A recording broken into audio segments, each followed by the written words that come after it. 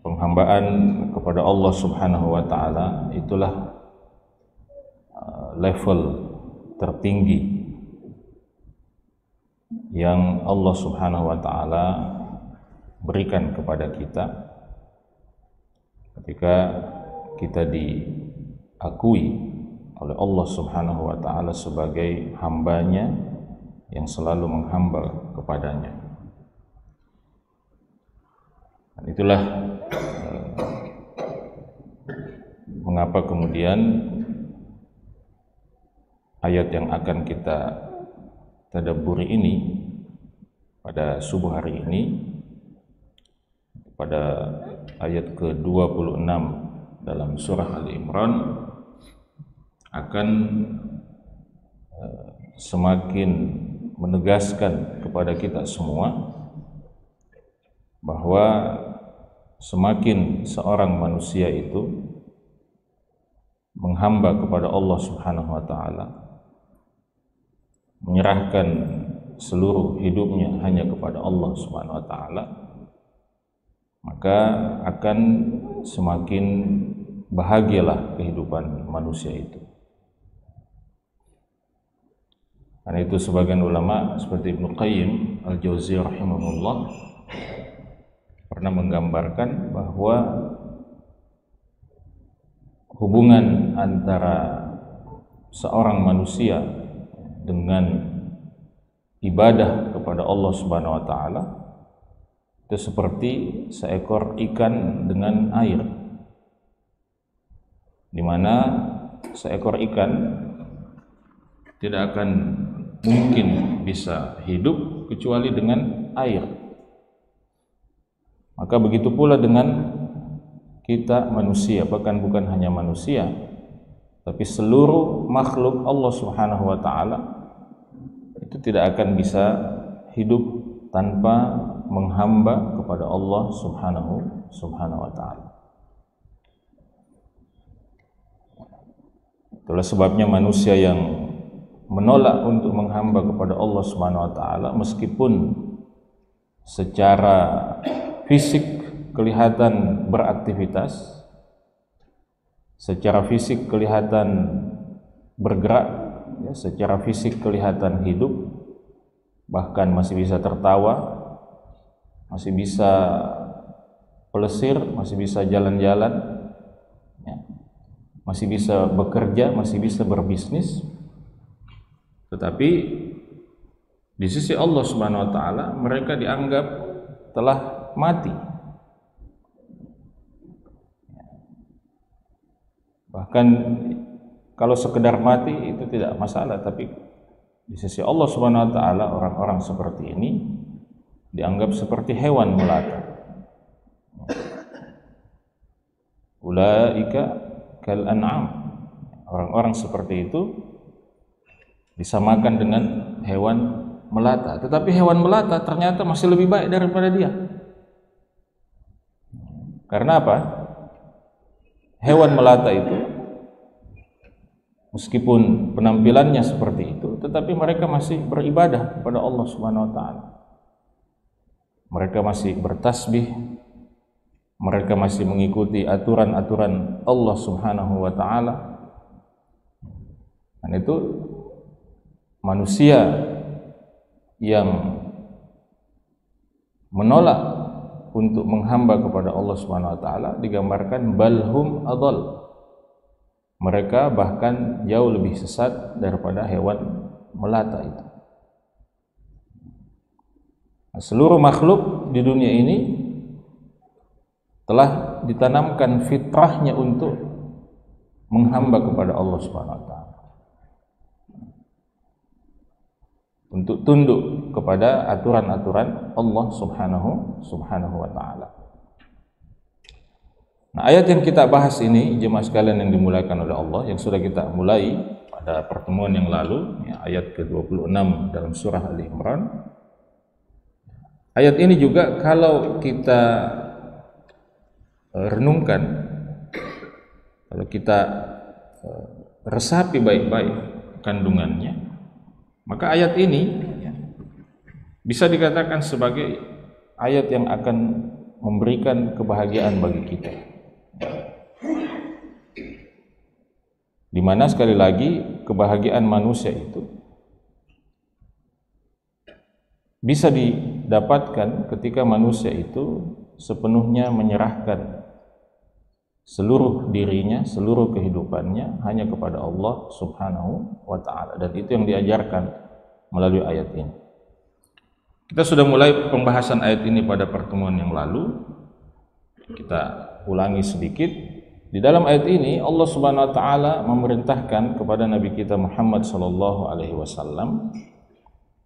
Kata Allah Subhanahu wa taala, "Qulillahumma malikal mulk." Katakanlah wahai Muhammad. Sampaikanlah wahai Muhammad. Nyatakanlah wahai Muhammad. Apa yang harus dinyatakan oleh Nabi kita Muhammad SAW? Allahumma malikal mulk. Ya Allah, wahai sang penguasa segala kekuasaan. Sang penguasa segala kekuasaan. Tidak ada satupun bentuk kekuasaan melainkan semuanya dikuasai oleh Allah Subhanahu wa ta'ala. Dari bentuk kekuasaan yang paling besar sampai bentuk kekuasaan yang paling sederhana, itu semuanya dikuasai oleh Allah Subhanahu wa ta'ala.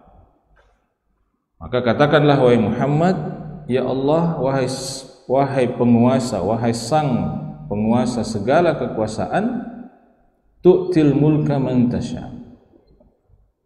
Engkau sajalah yang maha kuasa untuk memberikan kekuasaan itu kepada siapa yang engkau kehendaki.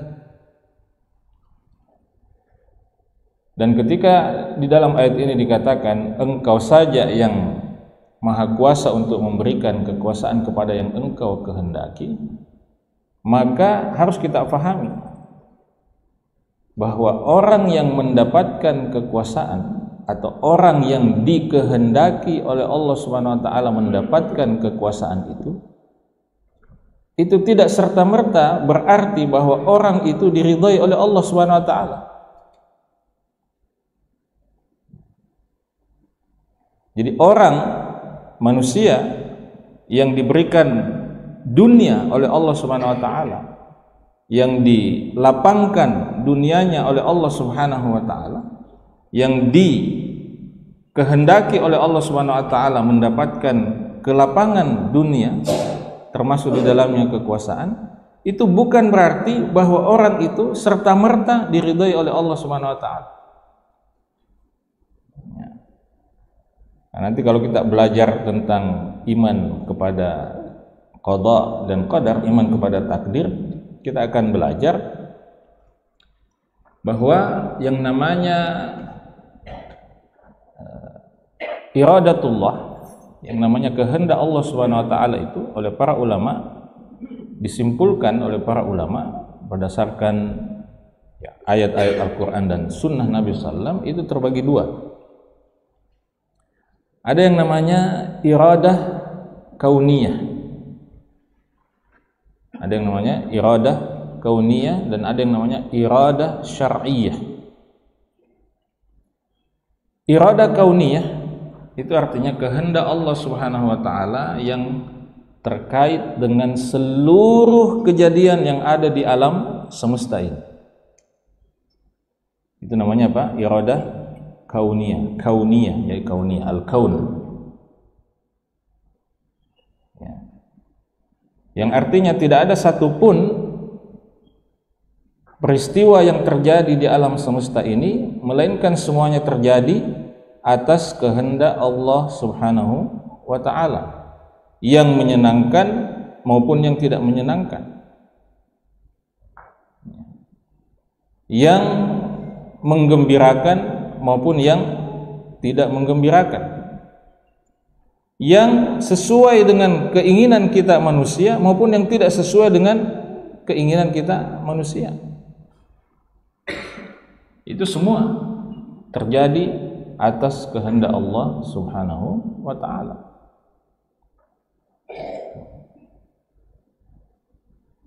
semua yang terkait dengan iradah kauniyah ini itu pasti terjadi. Pasti apa? Pasti terjadi. Dan ketika iradah kauniyah ini terjadi, maka itu tadi, dia tidak serta-merta berarti Allah Subhanahu wa taala menyukai hal itu.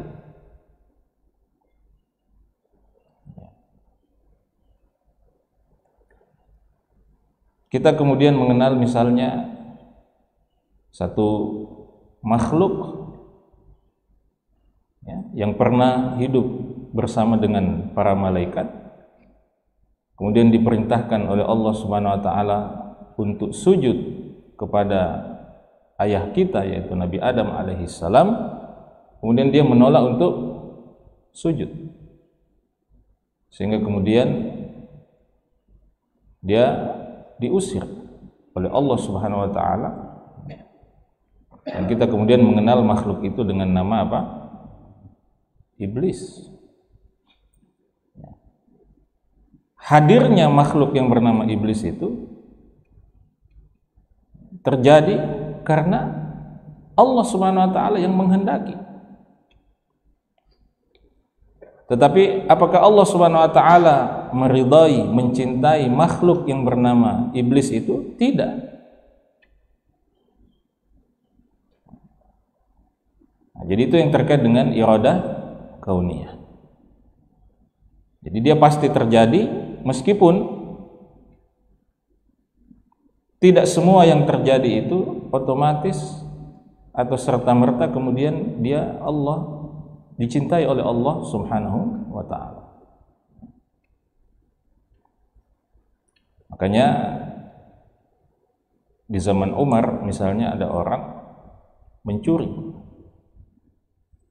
Ada orang apa? Mencuri. Kemudian ketika akan dihukum dia mengatakan, kenapa kau menghukum saya? Saya mencuri ini karena apa? Allah yang takdirkan saya mencuri. Ya. Kalasi. Jadi kenapa kau menghukum saya? Nah, saya mencuri ini karena apa? Takdir Allah. Allah yang menghendaki. Maka Umar mengatakan, iya, saya juga potong tanganmu ini sekarang, ini juga Allah yang menghendaki. Lawami. Jadi pencuri ini dan orang yang berpikir semodelnya ini, dia hanya berpikir pada satu sisi ini, pada iradah kauniyah Allah, dan dia berpikir bahwa semua yang Allah takdirkan terjadi otomatis Allah ridhoi, padahal tidak. Karena ada lagi iradah yang kedua, yaitu yang disebut sebagai iradah syar'iyah. Apa maksudnya iradah syar'iyah? Iradah syar'iyah itu adalah kehendak Allah yang berkaitan dengan syariatnya. Jadi secara syariatnya Allah menghendaki begini dan begini. Secara syariat atau secara syar'i Allah menghendaki semua manusia itu bertauhid. Secara syar'i Allah menghendaki semua manusia itu menunaikan salat, menunaikan zakat, berpuasa, meninggalkan maksiat, meninggalkan zina, tidak mencuri, tidak korupsi, tidak membunuh orang lain. Itu secara apa? Syar'i. Secara ketetapan syariatnya itu yang Allah tetapkan. Nah, iradah syar'iyah inilah yang berkaitan dengan mahabbatullah, kecintaan Allah, keridhaan Allah. Siapa yang melakukan sesuai dengan iradah syar'iyah ini, maka dia layak mendapatkan apa? Cinta Allah, mendapatkan ridha Allah, mendapatkan balasan Allah, mendapatkan surga Allah. Tetapi perbedaannya iradah syar'iyah ini dengan iradah kauniyah. Kalau iradah kauniyah ini sudah pasti terjadi, tapi iradah syar'iyah ini apa? Belum tentu atau tidak semuanya terjadi. Buktinya apa? Buktinya meskipun Allah Subhanahu wa taala menetapkan bahwa kita semua manusia ini harus mentauhidkan Allah, toh masih banyak yang menyekutukan Allah Subhanahu wa taala. Nah, sama kalau kita kembali kepada ayat ini, tu'til mulka man tasya. Engkau saja ya Allah yang memberikan kekuasaan itu kepada yang engkau kehendaki. Nah, kehendak yang dimaksud di sini adalah apa? Iradah kauniyah itu tadi. Karena itu tadi kita katakan bahwa orang yang diberi kekuasaan oleh Allah Subhanahu wa taala, ya, itu bukan berarti oleh Allah Subhanahu wa taala. Sebagaimana juga orang yang diberikan kekayaan oleh Allah Subhanahu wa taala, ya, itu juga belum tentu apa? Otomatis Allah mencintai dia. Sebagaimana juga sebaliknya, orang yang Allah ambil kekuasaan yang sudah diberikan sebelumnya kepada dia, diambil oleh Allah, dicabut oleh Allah Subhanahu wa taala. Diambilnya kekuasaan itu bukan juga serta-merta tanda bahwa Allah benci kepada orang itu. Sebagaimana juga orang yang sebelumnya diberikan kekayaan oleh Allah, kemudian diambil kekayaannya, bukan berarti bahwa serta-merta Allah berarti benci kepada orang itu. Sama, Allah berikan kita anak keturunan. Diberikannya kita anak keturunan oleh Allah itu belum tentu tanda bahwa Allah mencintai kita, meridai kita, belum tentu. Sebagaimana nanti kalau misalnya ada di antara kita yang ditakdirkan anaknya diambil oleh Allah Subhanahu wa taala, diambilnya anak kita itu belum tentu tanda bahwa Allah membenci kita. Kenapa? Karena semua yang terjadi secara kauniyah ini itu semuanya masuk dalam koridor apa? Koridor ibtila, koridor ujian. Ya, kita sudah berkali-kali tegaskan bahwa kehidupan dunia kita ini ibaratnya seperti kita masuk ke dalam apa? Ke dalam ruangan ujian. Jadi begitu kita hidup di dunia ini, salah satu hal pertama yang harus kita hadirkan dalam pikiran kita, dalam diri kita apa? Oh, sekarang saya ini masuk ruang ujian. Kalau kita sadar bahwa kita masuk ruang ujian, maka cara pandang kita, saya ini sebagai peserta ujian. Apa ada peserta ujian yang akan tinggal selama-lamanya di ruang ujian? Kayaknya enak ini di ruang ujian, di sini mas saya deh. Tidak ada, tidak ada. Jadi kalau perspektif kita, cara pandang kita kepada dunia ini, bahwa dunia ini adalah ruangan ujian, maka kita akan sadar bahwa kita tidak akan selamanya di ruang ujian ini. Begitu masa ujian kita selesai, kita akan keluar dan kita akan menunggu hasilnya apa. Jadi kalau Allah berikan kita kekuasaan, itu artinya soal ujian untuk kita kali itu adalah ujian tentang kekuasaan. Kalau Allah ambil lagi itu kekuasaan dari kita, berarti soal kita saat itu adalah apa? Soal bagaimana menghadapi atau menjadi manusia yang tidak punya kekuasaan. Kalau Allah berikan kita kekayaan, berarti soal kita kali ini adalah tentang apa? Kekayaan. Bagaimana kita menyikapi kekayaan itu? Kalau tiba-tiba kita ditakdirkan bangkrut, maka berarti soal kita hari itu adalah tentang kebangkrutan. Bagaimana kita merespon kebangkrutan itu sesuai dengan syariat Allah Subhanahu wa taala. Kalau kita dikaruniai anak keturunan oleh Allah Subhanahu wa taala, ya, kita syukuri, tapi harus ingat, berarti soal ujian kita kali itu adalah apa? Menjadi orang tua. Sampai kapan soal ujian menjadi orang tua itu selesai dijawab? Sampai kita sebagai orang tua dipanggil oleh Allah Subhanahu wa taala, atau sampai anak kita yang lebih dulu dipanggil oleh Allah Subhanahu wa taala. Begitulah seterusnya. Jadi jangan buru-buru merasa hebat. Kalau kalau misalnya ternyata posisi yang selama ini kita idam-idamkan kemudian Allah berikan pada kita, ya kita syukuri, tapi jangan terlalu GR ya sampai lupa diri bahwa ini soal ujian ini yang harus dijawab. Karena itu dalam agama kita, Nabi SAW pernah mengatakan, Innallaha idza ahabba qauman ibtalahu. Sesungguhnya Allah Subhanahu wa taala apabila Ia mencintai suatu kaum, maka Allah Subhanahu wa taala akan menguji kaum itu. Allah akan memberikan soal ujian yang semakin lama semakin berat. Makanya manusia yang paling dicintai oleh Allah Subhanahu wa taala itu adalah al-anbiya wa rusul, para nabi dan rasul. Kenapa? Karena soalnya ini soal yang paling tinggi level kesulitannya. Tsummal amsalu fal amsal, kemudian yang paling mendekati mereka, yang paling mirip dengan mereka, para nabi dan rasul. Makanya kemarin di khutbah Jumat ya, saya menyinggung tentang saudara-saudara kita di Gaza.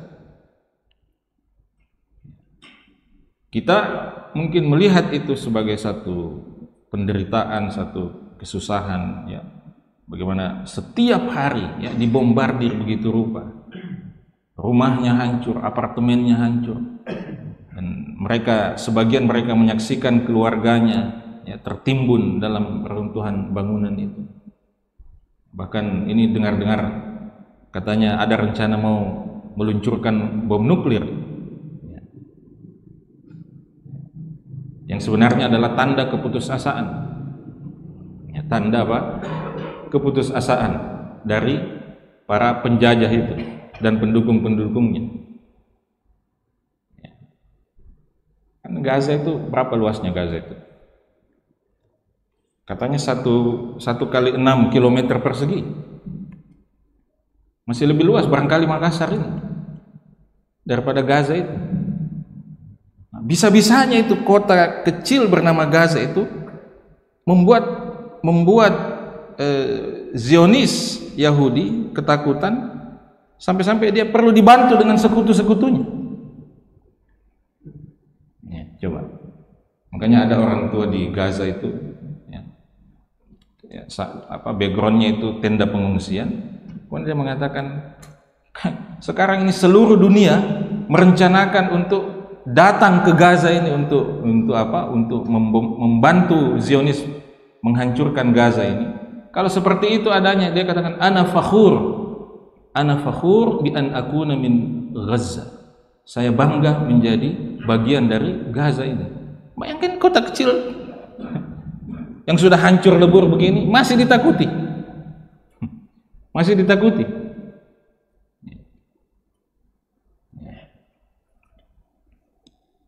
Jadi saya katakan bahwa apa yang dialami oleh saudara-saudara kita di Gaza ini ya, yang penderitaannya begitu bertubi-tubi, ini ibaratnya seperti orang ujian tadi itu. Jadi dia sudah lolos dengan soal seleksi pertama, tapi Allah Subhanahu wa taala ingin menaikkan lagi derajatnya, levelnya lebih tinggi lagi, maka diberi lagi soal yang berikutnya. Dan ketika dia lolos dari soal ini, diberikan lagi soal yang lebih tinggi levelnya. Begitu seterusnya sampai hayat mereka, kehidupan mereka berakhir di dunia ini.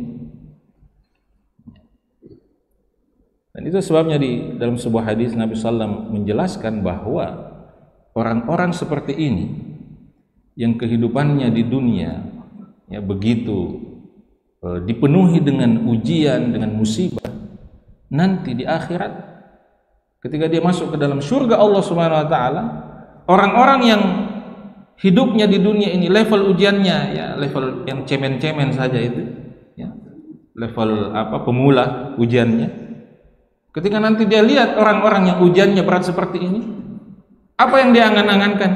Dia berharap cobanya bisa kita kembali lagi ke dunia ini, kita dapat ujian seperti yang didapatkan oleh mereka ini. Kenapa? Karena dia lihat balasan yang Allah berikan, ya, bikin iri. Sampai-sampai, coba bayangkan, sampai mereka berharap bisa kembali ke dunia untuk dapatkan ujian yang sama beratnya dengan yang didapatkan oleh orang-orang itu. Ya, tapi mungkin kalau dikembalikan ke dunia belum tentu dia lolos. Ya, belum tentu dia lolos. Ya, makanya orang beriman di dunia ini tidak usah juga terlalu petantang petenteng. Ya, tidak usah juga terlalu sok jago mengatakan, saya juga mau diuji seperti orang lain. Selesaikan saja dulu cicilan, ya. Itu selesaikan ujian-ujian yang itu, kasih selesai dulu ujian level-level basicnya. Ya, kalau sudah lolos itu ya boleh naik. Jangan. Makanya kan jangan berharap ketemu musuh. Ya, jangan berharap ketemu musuh. La tatamannau liqa'al adu. Jangan berharap, jangan berangan-angan ketemu musuh. Tapi kalau ketemu musuh jangan lari. Jadi jangan berangan-angan ingin dapat ujian yang lebih berat, tapi kalau datang ujian itu hadapi. Kan begitu. Jadi saudara-saudara kita di Gaza tidak pernah mengangan-angankan ujian seberat itu, tapi karena ujian itu sudah terjadi, soalnya sudah diberikan, ya sudah dijawab.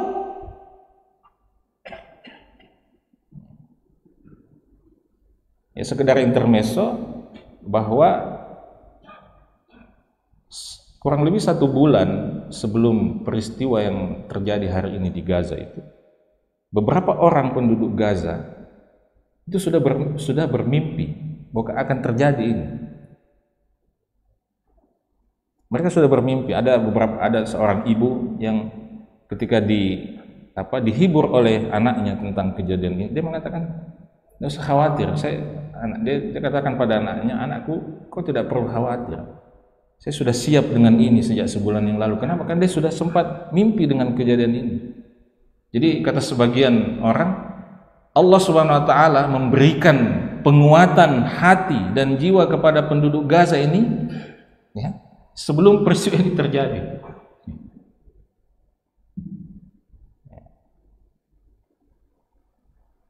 Jadi kita kembali lagi bahwa tu'til mulka man tasha. Jadi siapa yang diberi kekuasaan, maka tidak boleh lupa ini soal ujiannya. Wa tanzi'ul mulka mimman tasha, dan engkau saja ya Allah yang maha kuasa untuk mencabut, untuk mengambil kembali kekuasaan yang telah diberikan itu dari siapa saja yang engkau kehendaki. Dan sekali lagi, diambilnya kekuasaan itu belum tentu serta-merta itu pertanda bahwa bahwa orang yang diambil kekuasaannya itu berarti dibenci, dimurkai oleh Allah Subhanahu wa taala, tidak diridhai oleh Allah Subhanahu wa taala. Tapi itulah ujian untuk dia. Makanya jemaah sekalian yang dimuliakan oleh Allah Subhanahu wa taala, kalau dahulu kita mungkin pernah melakukan hal-hal yang tidak diridhai oleh Allah Subhanahu wa taala. Kalau dahulu kita pernah melewati kehidupan yang hitam, kehidupan yang kelam, yang penuh dosa, penuh maksiat. Lalu kemudian Allah Subhanahu wa taala masih memberikan kita kesempatan hidup, meskipun kesempatan hidup yang diberikan itu dipenuhi dengan ujian, maka kita syukur. Kenapa?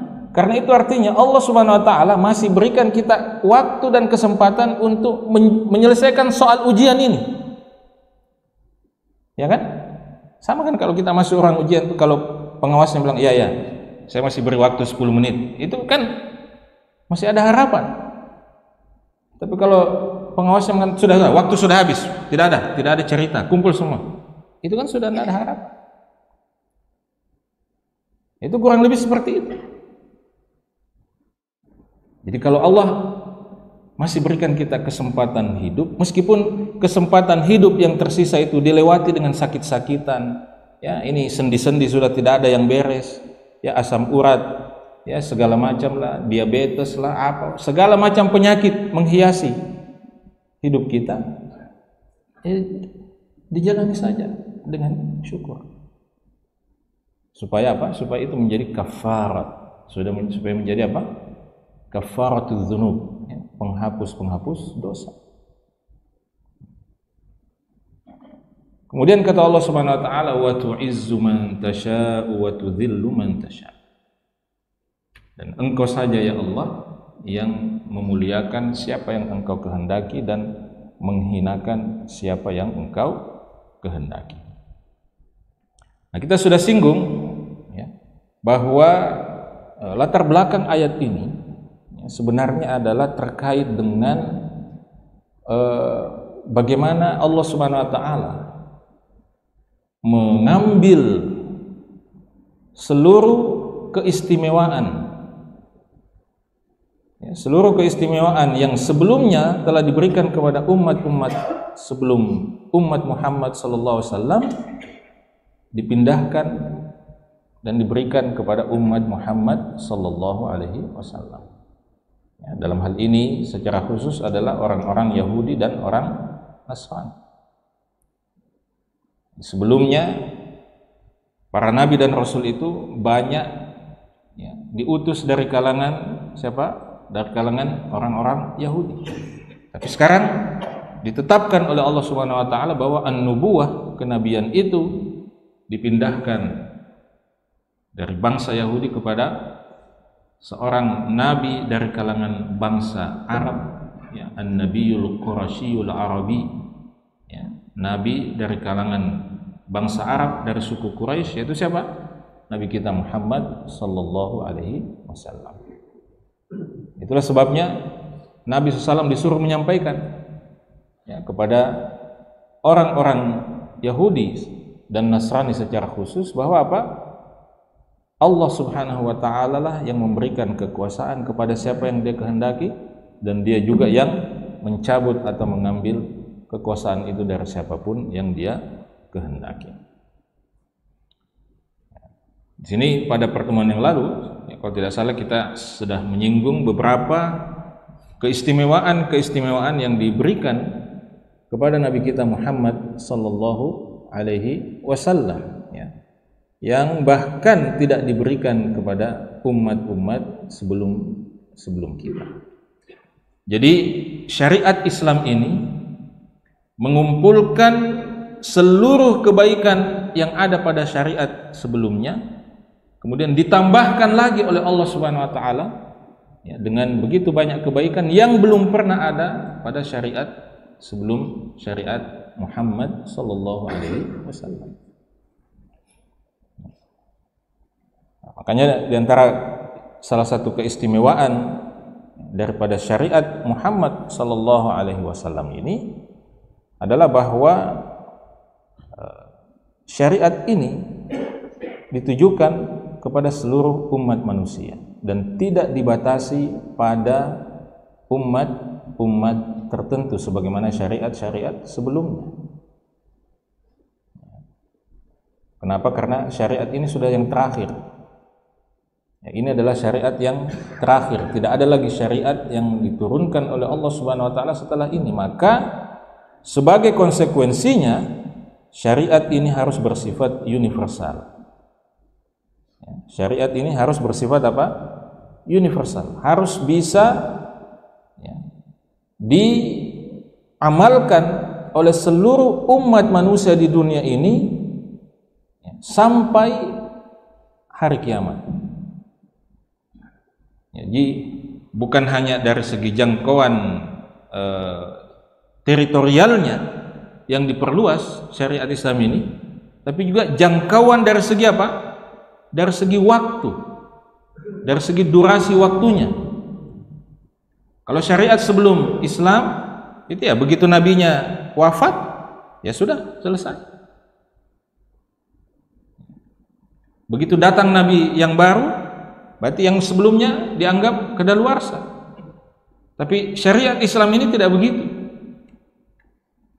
Syariat Islam ini meskipun Rasulullah SAW sudah meninggal dunia, tetapi dia terus berlaku sampai akhir zaman, sampai hari kiamat.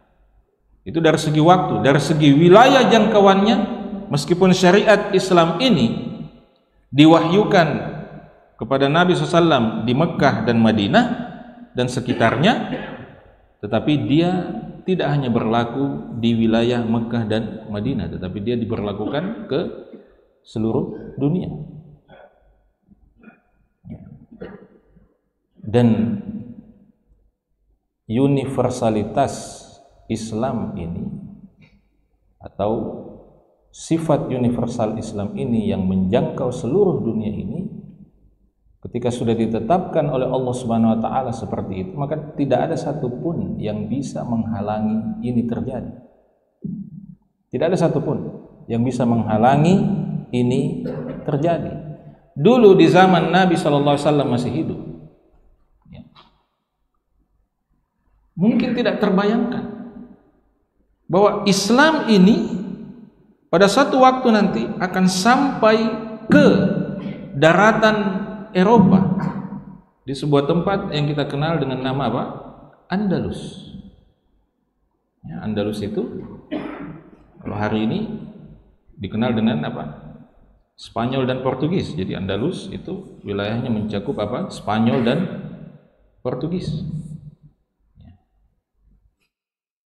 Di zaman Nabi SAW mungkin tidak terbayangkan bahwa Islam ini akan sampai ke ujung barat, ya, benua Afrika. Di zaman Nabi SAW tidak terbayangkan bahwa nanti ada sebuah negara, ada sebuah wilayah yang tidak ada kaitannya, tidak ada kena-mengenanya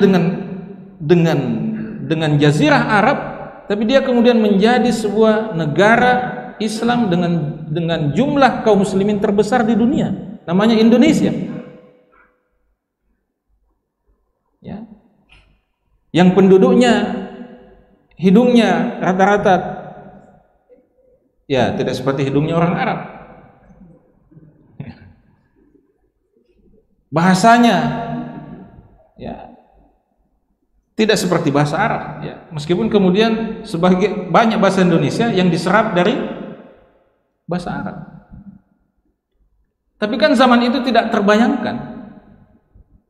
Tetapi Nabi SAW dan para sahabat mengimani betul apa yang sudah Allah tetapkan, bahwa Islam ini akan menjadi rahmatan lil alamin, akan menjadi rahmat bagi seluruh alam semesta. Sehingga kalau kita pergi umrah, kita akan lihat ya, berbagai macam bentuk manusia itu ada di sana. Ya. Yang tinggi, mancung, yang putih, yang tinggi, kulitnya hitam, yang kecil-kecil, ya, matanya agak sipit, nah, didorong satu kali, oleng kalau tawaf. Semua jenis manusia ada di sana.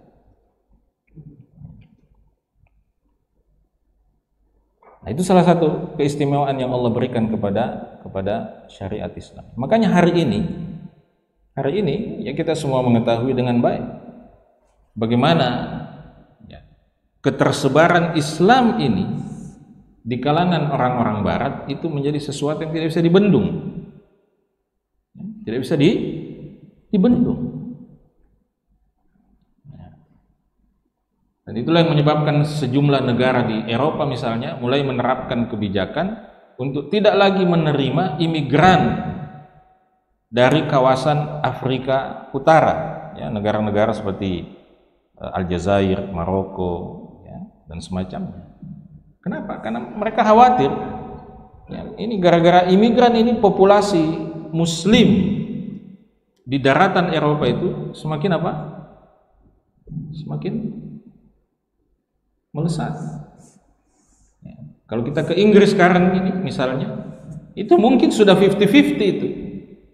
Ya, penduduk Muslim.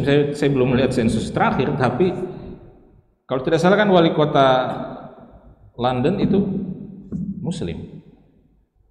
Bahkan ada katanya tempat namanya apa? Londonistan.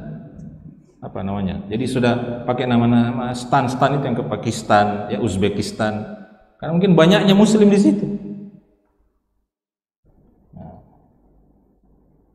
jadi tidak terbendung. Seperti yang kita singgung pada pertemuan yang lalu, ya salah satu hikmah penting dari peristiwa Gaza itu menyebabkan banyak orang non-Muslim yang kemudian penasaran kenapa ada manusia-manusia yang begitu sabar, begitu tegar menghadapi ujian yang tidak bisa dilukiskan dengan kata-kata beratnya, sehingga kemudian mereka, ya banyak di antara mereka yang kemudian membeli Al-Quran. Ada yang sampai melaporkan, ya setiap hari bahwa ini hari kedua saya membaca Al-Quran, ini hari kesekian saya membaca Al-Quran. Ya, sementara kita yang Muslim, ya wallahu a'lam bishawab. Jadi tidak terbendungkan.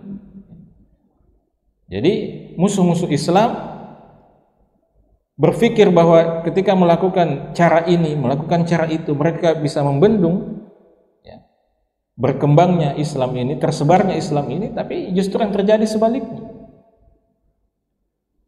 Justru yang terjadi adalah apa? Sebaliknya. Kan tidak pernah terfikir itu. Bagaimana bombardir itu dilakukan, dan ternyata bombardir yang dilakukan pada penduduk Gaza itu menjadi sebab hidayah bagi tidak sedikit orang Muslim. Coba itu logikanya gimana itu? Nyambungnya bagaimana itu? Begitu. Allah Subhanahu wa taala akan terus menyempurnakan cahayanya meskipun orang-orang kafir tidak menyukai, tidak menginginkan. Jadi itu salah satu keistimewaan yang Allah berikan kepada syariat Muhammad sallallahu alaihi wasallam. Nah, kemudian yang lain kata Ibnu Katsir rahimahullahu taala, di sini beliau katakan salah satu keistimewaan yang Allah berikan kepada Nabi Muhammad sallallahu alaihi wasallam adalah ittila'uhu 'alal ghuyubil madiyati wal atiyah. Jadi Allah Subhanahu wa taala berikan kepada Nabi kita Muhammad SAW satu keistimewaan, yaitu apa? Ittila'uhu 'alal ghuyub. Beliau diberikan informasi, beliau diberikan wahyu oleh Allah Subhanahu wa taala yang menyebabkan beliau bisa mengetahui perkara-perkara yang gaib yang terjadi di masa lalu maupun yang akan terjadi di masa yang akan datang. Padahal Nabi kita Muhammad sallallahu alaihi wasallam itu tidak pernah sekolah, tidak pernah belajar kepada seorang guru tertentu misalnya, tidak pernah kuliah. Tapi beliau tahu bahwa di zaman dulu itu pernah terjadi begini. Dan beliau tahu itu karena apa? Karena Allah yang memberitahunya. Makanya begitu banyak kisah-kisah umat terdahulu disebutkan di dalam Al-Quran yang penjelasannya begitu detail, ya, yang mungkin hari ini kalau orang kalangan akademisi itu mengatakan ini untuk bisa mengetahui informasi begini rupa ini dibutuhkan apa? Dibutuhkan riset yang mendalam, dibutuhkan penelitian yang mendalam. Tapi Nabi SAW itu tidak pernah melakukan itu. Beliau tahu saja. Siapa yang memberitahu? Tidak mungkin kalau bukan Allah Subhanahu wa taala. Itulah sebabnya salah satu hikmahnya mengapa Nabi kita Muhammad SAW itu adalah seorang ummi. Ya. Apa itu ummi? La yaqra wa la yaktub. Ya. Tidak bisa menulis dan tidak bisa membaca. Seandainya Nabi Muhammad SAW itu adalah seorang profesor atau seorang guru besar, maka orang akan mengatakan, dia sudah cocok kalau ada orang mengatakan pasti dia yang bikin ini, karena memang dia orang pintar, ya, dia S3 misalnya, ya. atau dia dosen misalnya, tapi beliau bukan siapa-siapa. Beliau bahkan tidak pernah melakukan riset. Itulah sebabnya tidak ada alasan untuk mengatakan bahwa Al-Quran itu adalah buatan, ciptaan, karangan Muhammad sallallahu alaihi wasallam. Kita saja ini, coba tanyain kalau ada di sini anak-anak S1, kalau disuruh tulis skripsi, coba berapa waktu yang dibutuhkan untuk menyelesaikan skripsi itu? Berapa buku yang harus dia baca? Berapa riset yang harus dia baca? Berapa artikel jurnal yang harus dia baca? Berapa kitab yang harus dia baca untuk bisa menulis skripsi yang tebalnya hanya 70 halaman? Itu pun masih banyak kesalahannya. Yang menulis tesis S2, coba tanya berapa banyak literatur yang harus dia baca untuk menulis tesis yang minimal mungkin 100 atau 150 halaman saja. Itu pun masih banyak salahnya. Ketika diuji oleh dewan penguji masih banyak kesalahannya. Nah, ini Rasulullah Muhammad SAW mendapatkan Al-Quran ya, dari Allah Subhanahu Wa Taala, bukan ditulis, bukan beliau yang menulisnya, dan semua informasinya akurat, pilihan katanya akurat, tidak berhenti, tidak henti-hentinya orang menuliskan tafsir tentang Al-Quran ini sampai hari ini.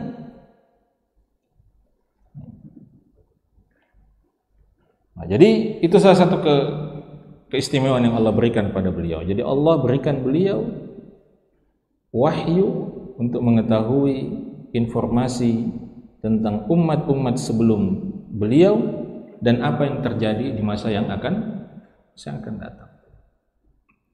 Nabi SAW sudah menjelaskan kepada kita tentang asyratus sa'ah, tanda-tanda kiamat, dan semua terbukti. Semua terbukti. Yang beliau sebutkan itu semuanya apa? Semuanya terbukti. Masih ada yang belum terjadi, tapi sudah banyak yang sudah terjadi. Jadi tanda kiamat itu kan ada yang sudah terjadi dan tidak akan terjadi lagi. Ada yang sudah terjadi dan masih terus terjadi sampai sekarang. Nah, ada yang belum terjadi. Itulah yang kita kenal dengan asyratu as-sa'ah al-kubra, tanda-tanda kiamat besar. Ya, yang ada kurang lebih 10 tanda besar kiamat itu.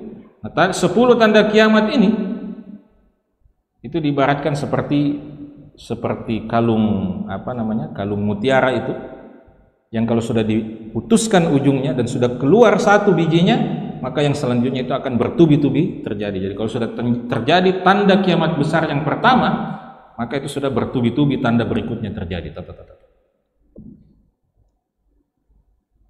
Ini salah satu keistimewaan yang Allah berikan kepada Nabi kita Muhammad sallallahu alaihi wasallam. Nah, termasuk kata beliau di sini, wa kashfuhu lahu an haqa'iqil akhirah. Allah Subhanahu wa taala juga menyingkapkan dan membukakan untuk Nabi kita Muhammad sallallahu alaihi wasallam hakikat kehidupan akhirat. Itulah sebabnya salah satu inti utama daripada ajaran Islam ini adalah apa? Al-iman bil yaumil akhir, meyakini, mengimani bahwa setelah kehidupan dunia ini ada kehidupan yang sesungguhnya yang bernama apa? Al-yaumil akhir, hari akhir. Jadi seorang muslim, seorang mukmin harus betul-betul meyakini bahwa hidupnya tidak berhenti sampai di sini. Kehidupan kita tidak akan berhenti di sini. Setelah ini akan ada kehidupan yang sesungguhnya. Ya, kalau di sini cuma hanya ruang ujian, kehidupan dunia ini hanya ruangan ujian, maka nanti ada fase di mana kita akan menikmati, menerima hasil ujian kita itu, menerima semua konsekuensi dari ujian yang sudah kita lewati di dunia ini. yang disebut sebagai al-yaum al-akhir. Ya. Dan itulah yang sesungguhnya menjadi salah satu rahasia utama yang membuat kehidupan seorang mukmin itu selalu mengagumkan. Ya, seperti kata Nabi SAW, ajaban li amril mu'min. Kenapa saudara-saudara kita misalnya di Gaza bisa begitu luar biasa kesabarannya menghadapi ujian itu? Itu rahasia utamanya apa? Salah satu rahasia utamanya apa? Karena mereka mengimani adanya hari akhir. Karena mereka meyakini bahwa hidup ini tidak berhenti sampai di sini. Semua penderitaan ini, semua kesedihan ini, itu akan selesai, akan berakhir. Begitu kehidupan dunia ini juga berakhir. Dan kalau kita bisa menghadapi kesedihan, ya, kesusahan ini dengan sabar, maka akan ada janji yang Allah Subhanahu wa taala siapkan untuk kita di kehidupan akhir. Karena itu orang yang mengimani hari akhir itu tidak akan pernah kehilangan harapan kepada Allah Subhanahu wa taala. Orang yang meyakini tentang kehidupan hari akhir itu tidak akan pernah putus asa. Tidak akan pernah putus asa, kehilangan harapan dari Allah Subhanahu wa taala. Kemudian keistimewaan berikutnya syariat Islam ini, kata Ibnu Katsir, adalah wa nashru ummatihi fil afaq fi masyariqil ardi wa magharibiha. Ini yang sudah kita jelaskan tadi, bahwa umat Islam ini, umat Muhammad SAW ini disebar begitu rupa ke seluruh penjuru oleh Allah Subhanahu wa taala. Ya, di seluruh penjuru bumi, di barat maupun di timur, ya, kita akan temukan umat Muhammad sallallahu alaihi wasallam. Ya. Maka ini semua adalah bentuk-bentuk keistimewaan yang Allah berikan kepada syariat Muhammad SAW yang tidak diberikan kepada umat terdahulu. Maka itulah sebabnya Allah perintahkan kepada Nabi SAW untuk menyampaikan ini, bahwa orang-orang Yahudi, Anda tidak perlu iri dengan ini, karena Allah, ya, yang memberikan kekuasaan kepada siapa yang Dia kehendaki. Allah yang mencabut kekuasaan itu dari siapa yang Dia kehendaki. Nah, maka inilah masalahnya orang Yahudi itu, ya, karena dia terlalu GR, terlalu merasa bahwa dia bangsa pilihan. Dia tidak tahu bahwa bangsa pilihan itu Allah yang berikan, gelar itu Allah yang berikan. Dan Allah Subhanahu wa taala tidak mungkin memberikan keistimewaan kepada orang yang tidak pantas menerima keistimewaan itu. Makanya orang Yahudi itu harusnya ngaca, ya, harusnya berkaca di cermin. Apakah memang saya pantas menjadi bangsa pilihan? Datang Nabi Musa suruh apa yang saya kerja. Ditinggal sebentar pergi sama Nabi Musa, pulang-pulang Nabi Musa sudah ketemu, sudah lihat Bani Israel sudah menyembah patung sapi. Begitu gayanya. Terus mau dikatakan Allah sudah janjikan kita bumi Palestina. Janji Allah Subhanahu wa taala itu syarat dan ketentuan berlaku. Makanya pertemuan yang lalu kita sampaikan bagaimana Allah Subhanahu wa taala memberikan keistimewaan kepada Nabi Ibrahim. Ya. Wa idz btala Ibrahim rabbuhu bikalimatin fa atammahun qala inni ja'iluka lin-nasi imama. Allah katakan kepada Nabi Ibrahim bahwa sesungguhnya kami akan menjadikan engkau wahai Ibrahim sebagai imam, sebagai pemimpin bagi umat manusia.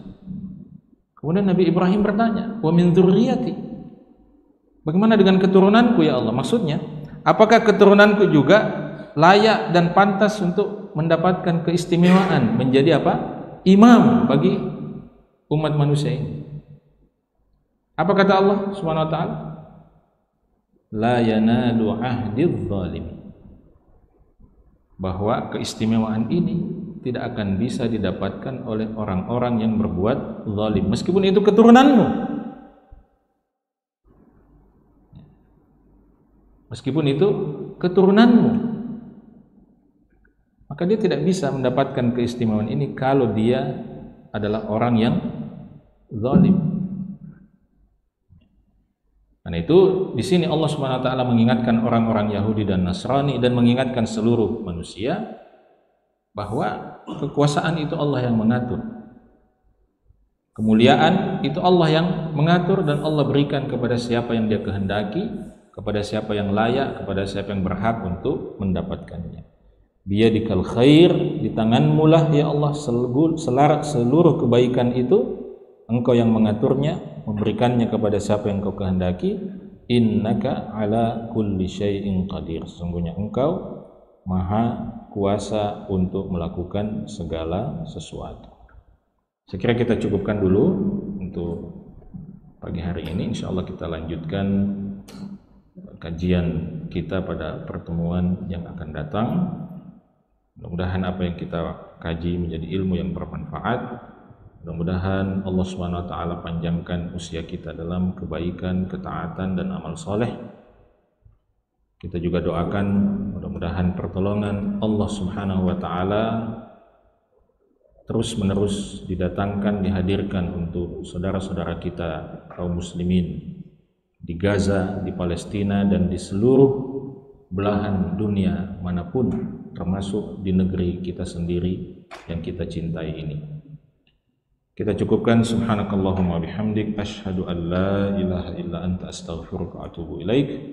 Wa akhiru da'wana alhamdulillahi rabbil alamin. Assalamualaikum warahmatullahi wabarakatuh.